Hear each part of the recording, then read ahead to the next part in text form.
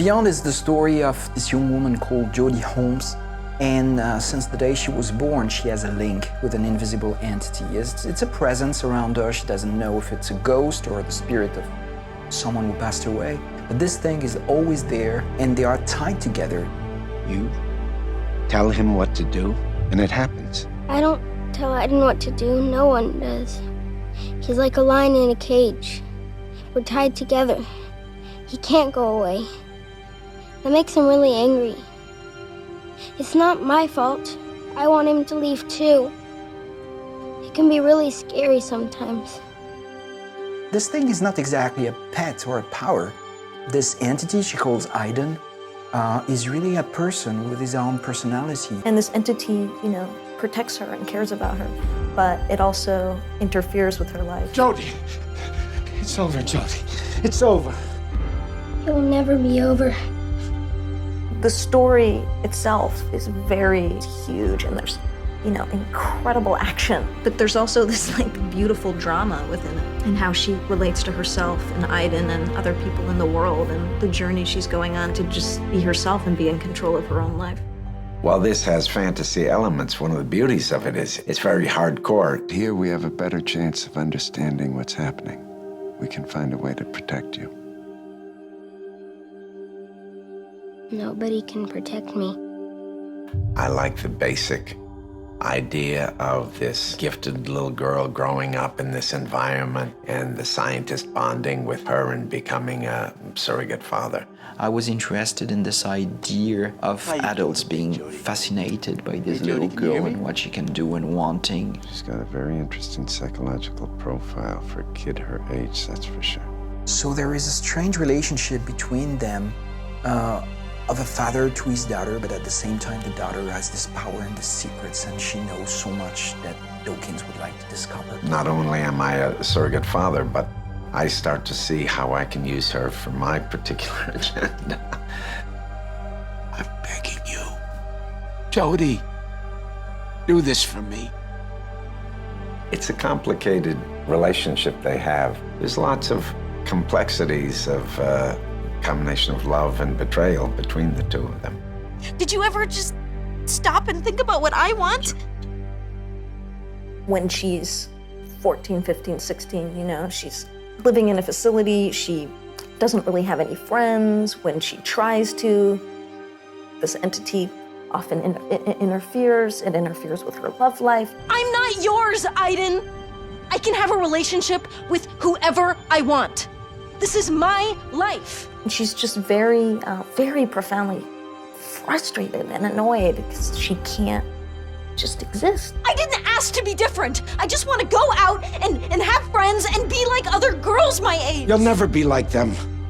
You need to get used to that. We learned through studying her that there are souls. We figure a way to contain them all and study them. Oh, okay, I'm recording. So, trouble is coming. My character's a CIA agent that basically, gets wind and understands what's going on with Jodie and her powers and what she's sort of been. Yeah, I immediately want to get my hands on her and figure out how I can use her. I don't care what you think. I'm not going anywhere. You can tell the CIA to fuck off because I'm not going anywhere. Once we first meet, it's definitely not a pleasant, meeting. She realizes why I'm there, and I'm not there for really great reasons for her, changing her life completely. It's your room. This is where you'll study and sleep for the next 3 years. Your training starts tomorrow at 5 a.m. Don't be late.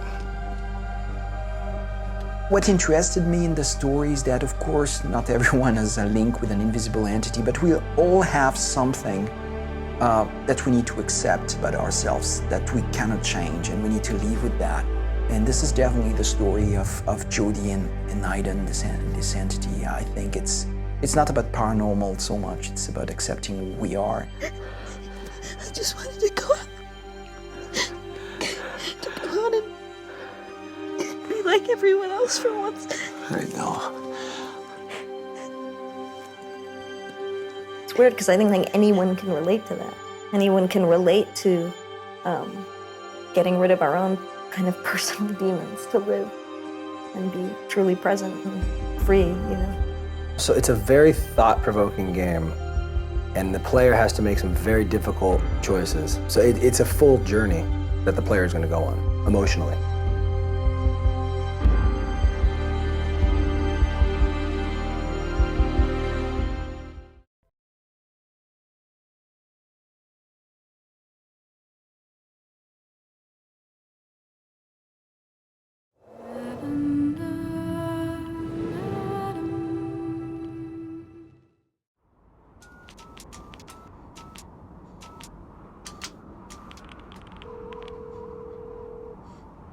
Hello? Nathan? Jody. Jody, where are you? They're back. They're all around me. Good God, Jody, what's happening? When we started Project, I think especially with the games, it's a hard thing to kind of fully understand the size of it and the complexity of it, because it's something that you have to live and breathe. Games are just the same as films. You start off with stills or the actual artwork that's drawn inspiration to them. Getting the same information as a film about the characters and their background and the colors of the game and the general just feel of it is how normally it starts. But it instantly sort of transpired that this was slightly more ambitious and this was slightly more interesting than other things we had looked at in the past. The way you tackle any of these things, you really try to know the life story of your character. And I think that's why, you know, especially this game is so interesting, because it is, you know, people ask, is it a film or is it a game? And there is no difference. Not to me, you could sit there and watch it as a film. So the way of trying to musically tell a story is the same process.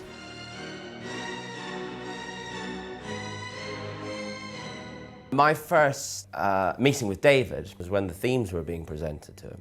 I don't know about you, but I find it very scary when you've put your heart and soul into writing a piece of music that this person has been writing this character for years, and all of a sudden I've been invited into this world and been there for like a month, and I'm now trying to say, well, this is this person's character.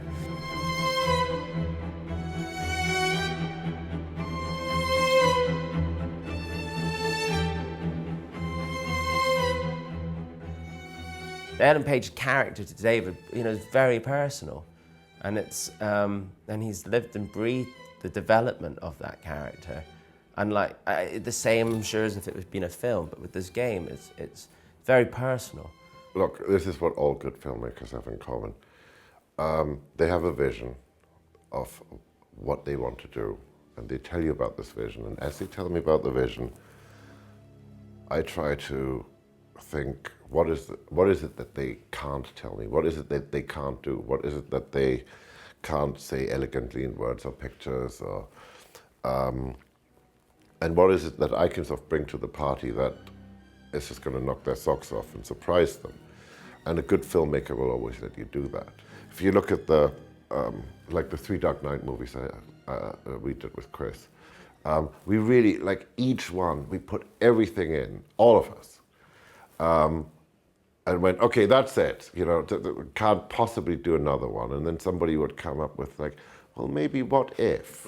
I do try to create an environment around me that lets people tell me their worst ideas, you know, because they're usually their most secret and private and most precious ideas, and something cool will come from it. As games develop, as this new art form develops, we can become more cinematic. And as we become more cinematic, we can actually go and surpass what we have in the cinema. And I think that's interesting, because one of the reasons I really enjoy the whole gaming world is because we are looking for that next thing which can become immersive, that can involve us, that can really, in a way, go beyond entertainment. What annoys a lot of gamers sometimes is constant themes being used all the time. Because unlike a film, that your experience is an hour and a half, but with this game, some people sit there for 5-6 hours, and you don't want to kill them with this theme that keeps appearing all the time. So I think what the challenge with this game was to try to figure out a way of musically telling a story and having development of the characters, but not necessarily make it be repetitive. You know, the thing is that unlike a film, the only time you actually fully understand, I think with music, what we've managed to actually do is when you have the time to sit and play the game. Because we don't fully understand how much, you know, how it really will work out, especially with this game, because you're choosing different decisions constantly. Unlike some of the other games that we've worked on, you have a very clear vision of what the end story is. And with this, it's just so exciting because the story changes. So the music experience changes. So if Hans plays it tomorrow, he'll have a different experience musically and game-wise than I will. So it's always going to keep changing.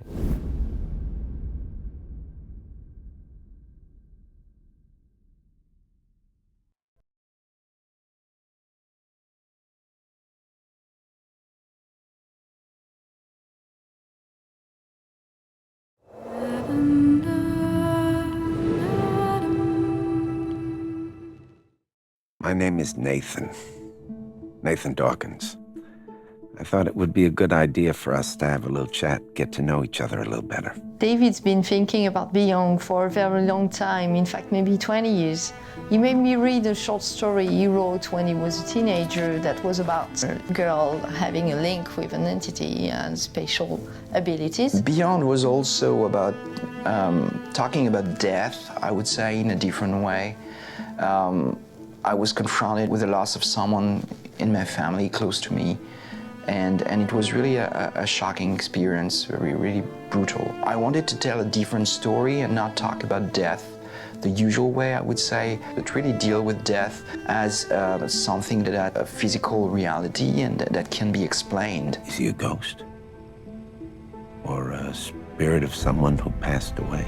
I had the story in mind, I was starting to take notes, and I'm used to look for pictures of actors. And the first image I found for this character of Jodie was a picture of Ellen. She looked really strong. She seemed to know what she wanted, but at the same time there was something fragile and vulnerable in her eyes.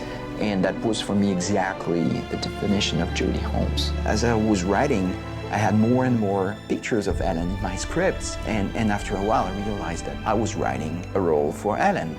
I've been fortunate to be working since I was pretty little, and to really truly step into something that is